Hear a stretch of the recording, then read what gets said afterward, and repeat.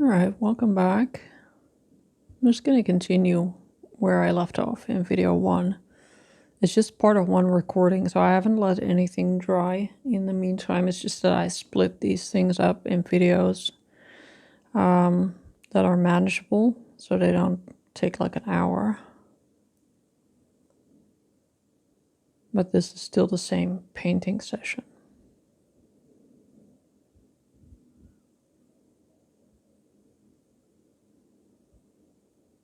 I'm going to put in that second eyebrow as well.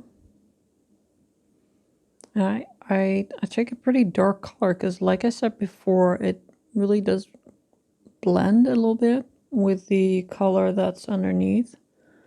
So I don't want to put it in too light and then, having to repaint that over and over again. Just going to go ahead and try that.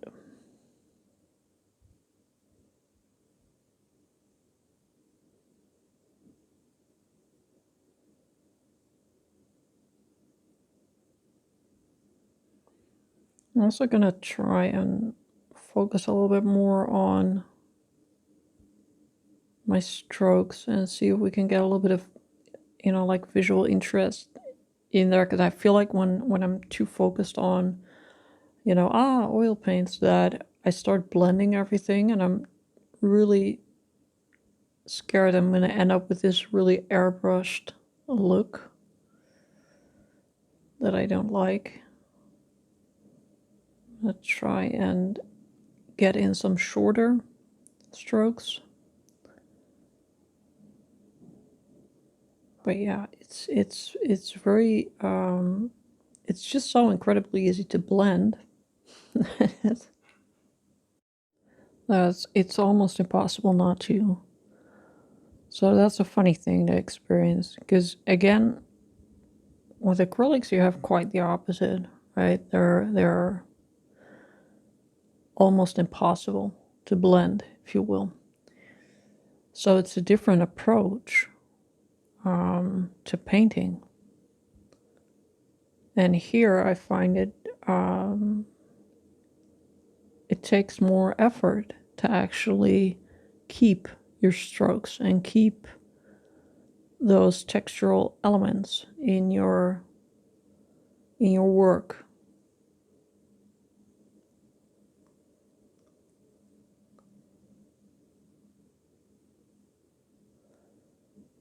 So I'm thinking about maybe when I get some of these details right, when I have that layer down, I'm thinking that maybe in the end I want to see if I can create some sort of texture. I'm not really sure what, but let me give that a little bit of thought. Because that's, it's basically what we do, right? We take whatever experience we have with whatever materials we have experience with, and we try and take the things that we like about that into this new experience. And what I like about acrylics is you can add as much texture and as many layers as you want without destroying the underlying layers. But again, yeah, blending is a disaster. I switched to golden open for a little while, which I still like a lot, and I am planning on making a video about that type of paint soon. It's an acrylic paint that has, like the name suggests, a longer open time. I'm going to see if we can do maybe a demo of sorts on that as well.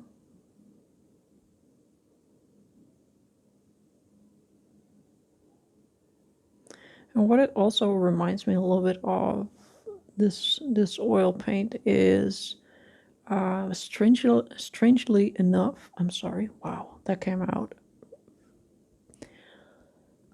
What it reminds me of a little bit is watercolor. And when I just started painting, watercolor was also one of the things I enjoyed a lot because it replaced for me a lot of my graphite work. And I started with just black watercolor, so I'm kind of into that. And the thing with blending watercolors that you also need to be very careful of the layers underneath it, right? Because you add water and you activate those layers again. And sometimes you destroy those layers and it is not where you want it to be. And that's also the feeling I'm getting now, is that I'm very focused on the underlying layers when applying new paint because they're all interacting with each other and nothing seems to be set. So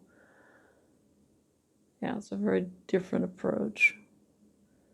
I was just fiddling around here a little bit because I'm trying to get that larger shape of the cheek sort of right. And I'm having quite a bit of trouble here. I'm a little bit unsure what to do. I'm usually not that, well, I am insecure, but I'm usually not that fiddly with my brush strokes.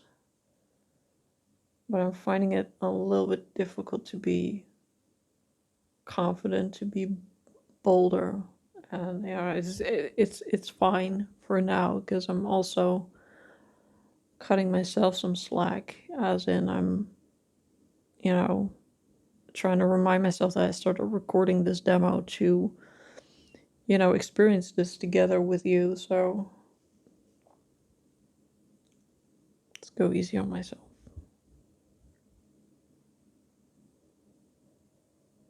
I'm trying to shape that nose there. And like I said, I have quite a light value of paint on my brush, but the minute you put it down, it blends in and it reduces its own value.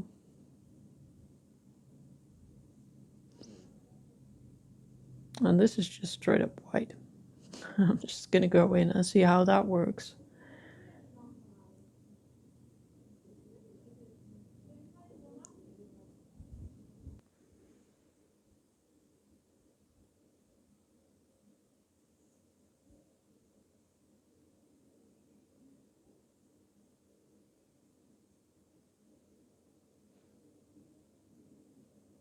I'm gonna try and lower the upper eyelid a little bit. If I had any kind of plan, I would still be working on the other side of the face, but you know how I am, right? I go from this side to that side. I sometimes wish I had a plan, like a process where I actually finish parts before I move on or go back to another part, but I think after a couple of years of painting, I can say with certainty that that is not going to happen for me.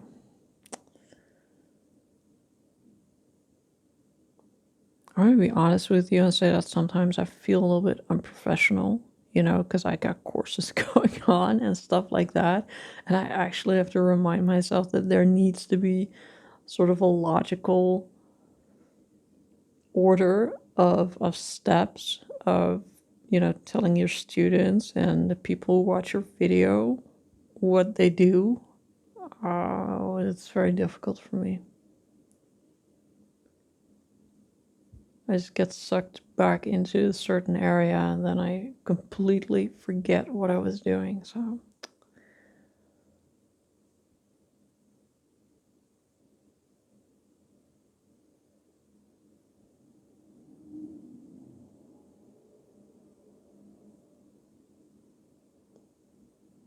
yeah, I'm feeling a little bit insecure here right now. I'm put on the shape of the nose. I'm actually, I'll be straight with you. I'm actually quite scared that I'm gonna ruin it. So I'm moving my brush, but I'm actually just thinking about what I'm gonna do next.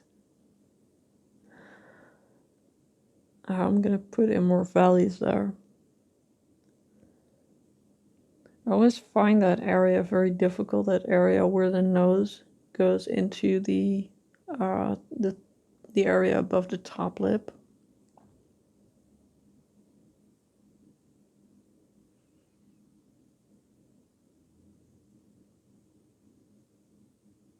So we talked about that moment where you get really insecure about your process. I remember that once. I think it was in the Facebook group for my course, Mixed Emotions, where you're halfway into a painting and you got a lot of stuff invested. You got a lot of time invested. You got a lot of paint invested, and all of a sudden you sort of freak out, like, what if my next step is going to ruin all of that?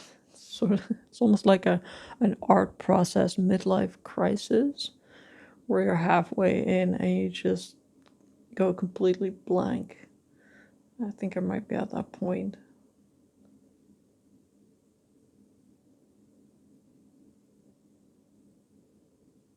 Yeah, it's been a long time, I will say, since I've done something like this. I keep telling people to get out of their comfort zone, and I also keep telling people I know how they feel. But the thing is, especially when you record courses, you don't necessarily record that process of getting out of your comfort zone, because it's not something that you can guarantee is going to work, right? And you record a course lesson, it's a different thing. It's got to be planned and it's got to work. And with this demo, I just thought to myself, hey man, if it really fails, then I'm just not going to put it up on the internet. I'm just going to throw it away. But as I'm watching this, because in case you don't know me or the way I work, I actually record my audio afterwards. I don't record it while I'm painting. So I'm rewatching what I'm doing.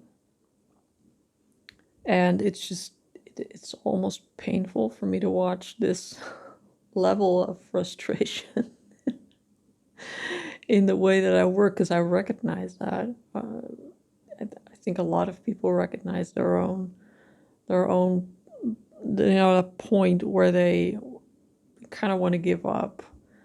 And yeah, like I said, it's been a while since I've been this far out of my comfort zone. And it's so frustrating. Because now I can legit say that I do know how you feel, right? Because it's easy to forget when you gain more experience in working with materials. You forget.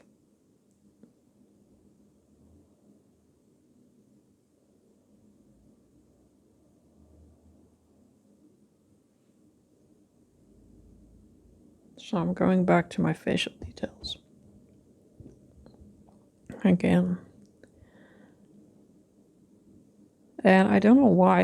I'm actually quite curious how you do that, if you want to share that in the Facebook group or wherever, because I tend to put in the darks before anything else, right? So I do some midtones, and then I put in very dark areas to sort of define the facial features.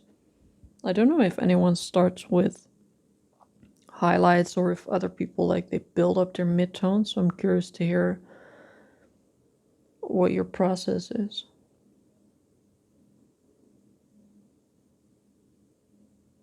But I do that very high contrast thing, and then I add all my midtones, or I blend stuff in or out or whatever.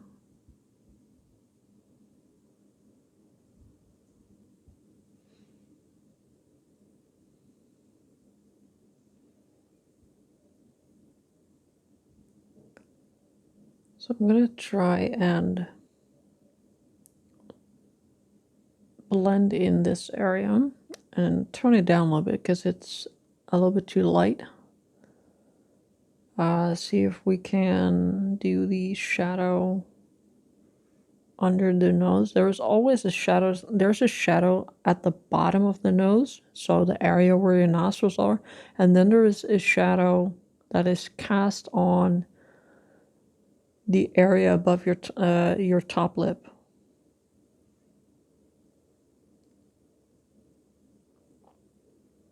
And then there, out the side of the nose, comes that shape that sort of separates your cheek from that area above the top lip. I don't know if it has a name. If anyone knows a name for that, please let me know.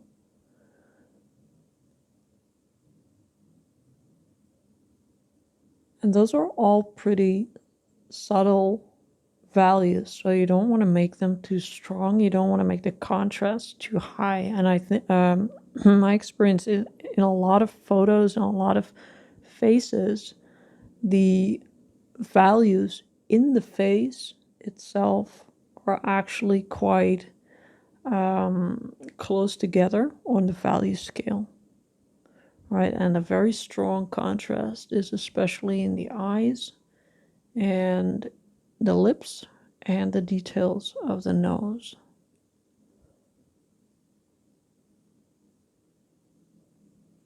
I'm going to try and blend that upper lip just a little bit into the skin above it. And I will say that this is what I like about this paint. You can sort of brush over it and it blends a little bit, because to get that very subtle blending from the lips so they don't look like you have lip liner on, that with acrylics is, for me, is just really hard to establish. I think that's one of the things that frustrated me the most when I started with acrylics were those harsh lines, because I was used to working with pastel pencils or graphite, and again, you know, with that type of hard dry medium, blending is a piece of cake. It really is. You know, it doesn't come off the way that charcoal does. It doesn't come off the way that most soft pastels tend to do. So they stay on, but they're still blendable.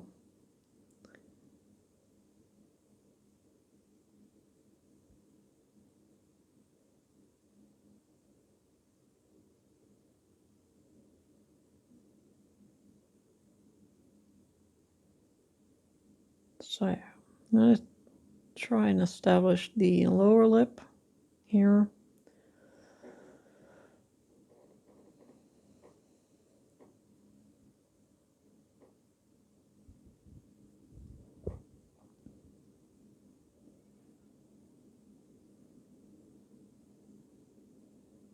And this is just a little bit of fiddling. So I think the general shape is pretty okay.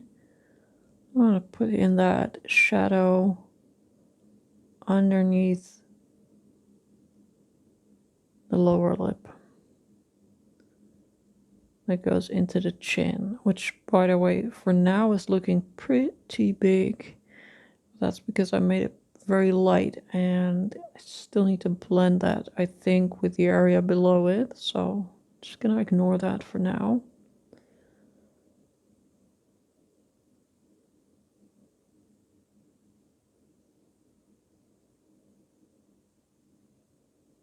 Let me see if we can make that a little bit darker.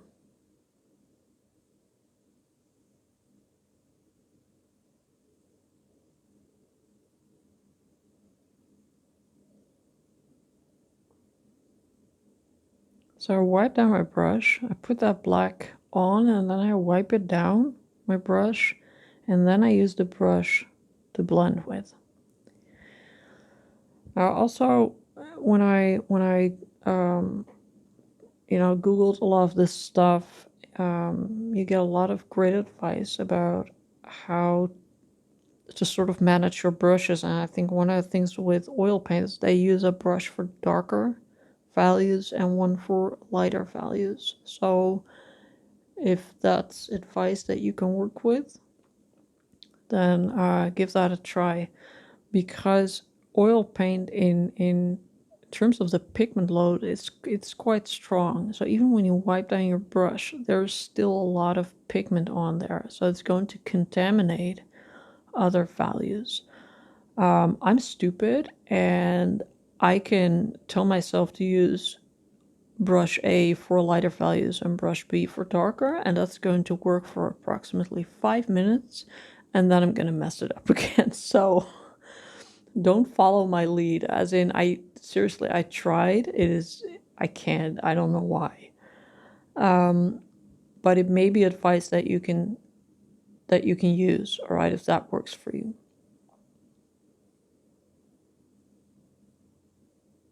There is actually a technique that I'm just, by the way, just switching between brushes that I have laid out. All right, like I said before, I have this cheap set of brushes in different sizes, so I'm just gonna go ahead and switch between those. All right, so like I said before, there's this technique called dry brushing, which is essentially where you take black oil paint and you put the tiniest bit on, and you wipe it down on a piece of paper or cloth or whatever until there is basically no paint left, and then you start dry brushing with it. And the effect of that is almost similar to black pastel pencil, where you see, you know, people create portraits with that.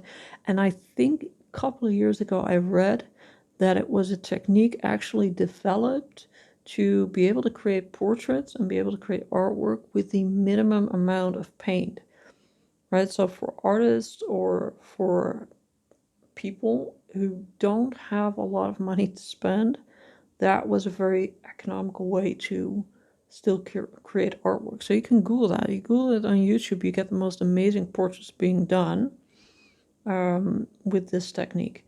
But what it does illustrate, like I said before, is the pigment load in oil paint and the way that you need the tiniest amount of paint to actually create darker values. All right, so I think I am when I, have these basic shapes laid out, and I'm gonna do more details and some lighter areas that need some precision. I'm definitely going to put up a sticky note that says, don't paint in the dark areas with your light brush. Now I'm gonna go ahead and wash my brushes. I'm gonna be a little bit more careful about that.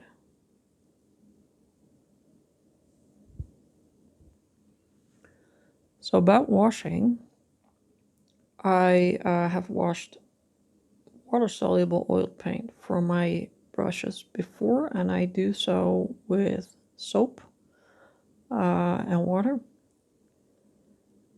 That works pretty well. I will say though, they don't become, they do get clean, but there will always be a little bit of oil that stays behind on the brush.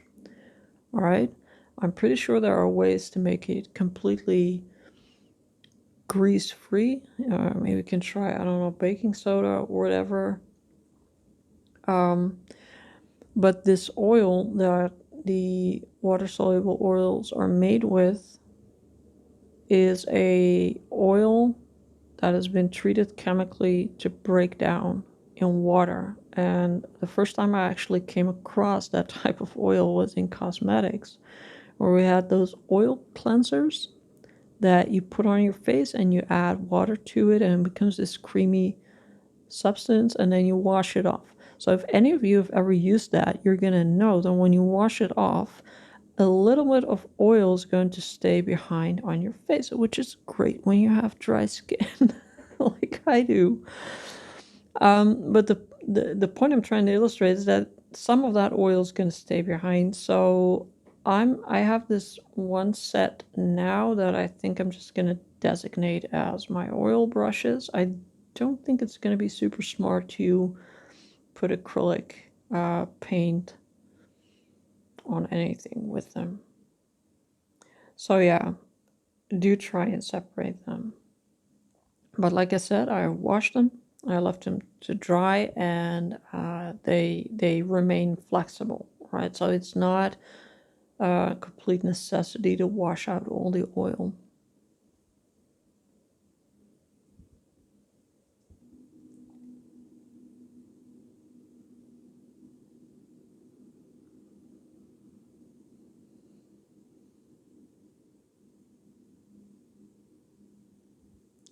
So yeah, on the right side of the face, I think you can see what happened, what I talked about earlier. It becomes a blended, flat surface that needs work.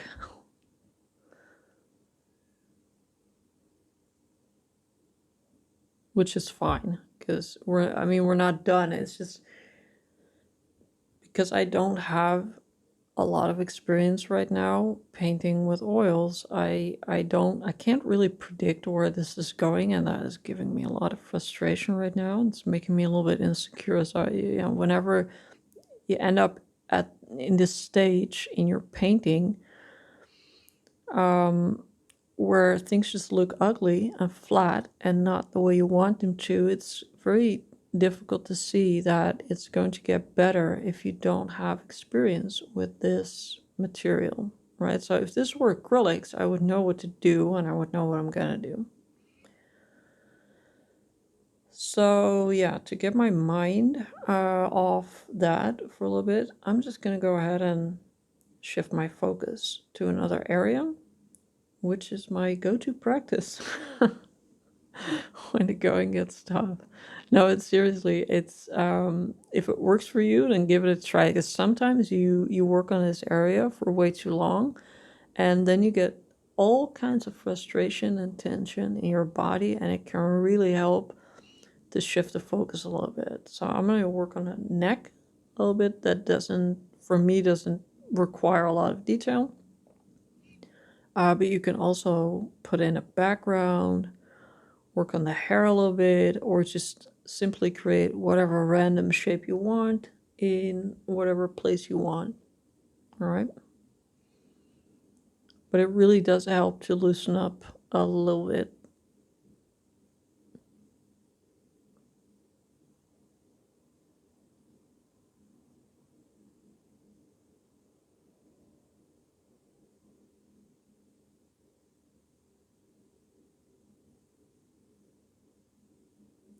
And also for a moment, just appreciate how nice this paint looks. I mean,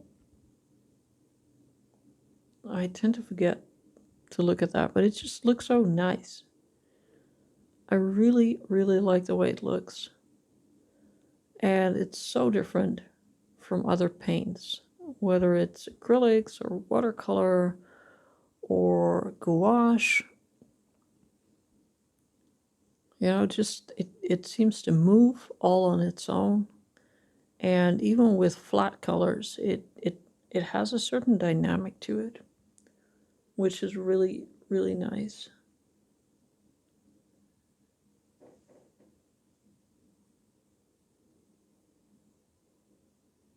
And I do have that same like feeling with watercolor sometimes, because watercolor is a type of paint that also just tends to do whatever it wants. And it you put it on and you see where it goes, and there is a way to control it to a certain extent, but there is no way to 100% predict how any watercolor stroke is going to look like. And it's the same with this. And I think that maybe with a little bit more experience you can predict better what's going to happen. But that variety in brushstroke and that variety in the blending at the edges when it touches the other colors or the other values, yeah, it's just a really nice surprise.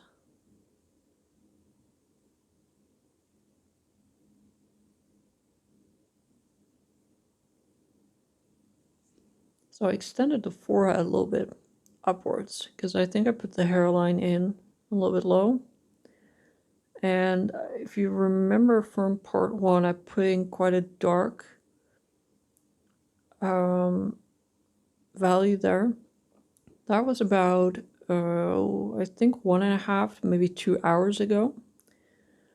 So it does cover up pretty nice. Like it blends with the lighter value that I put on, but not too much. You're still able to cover that. So I'm trying to keep track of that a little bit. How much time it takes before you can, cover very light, very dark values. I think it's about 2 hours.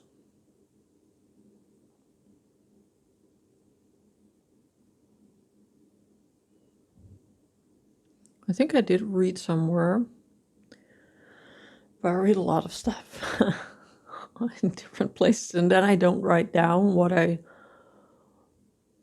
read and where I read it, but whatever. I think I read somewhere that water-soluble oils tend to dry a little bit faster. And there's also, just like in acrylics, there is different colors have different drying times, right? And then there is a type of oil paint that is not water-soluble, but dries faster. So it's a fast-drying oil. So there's a lot going on there, a lot of choices.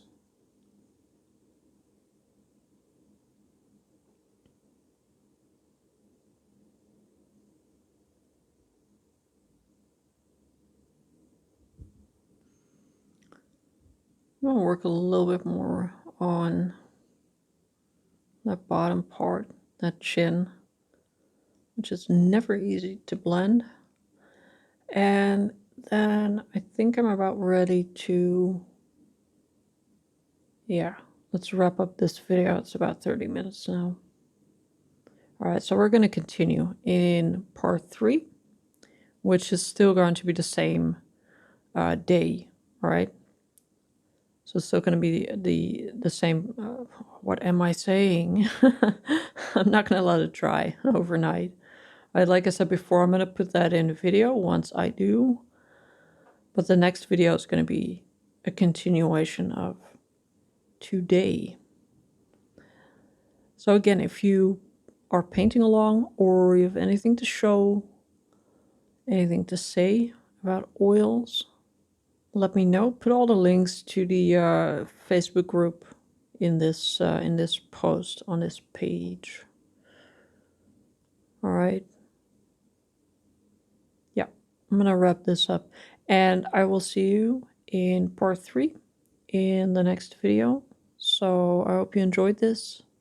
I will see you there, and thank you for joining me. Bye bye.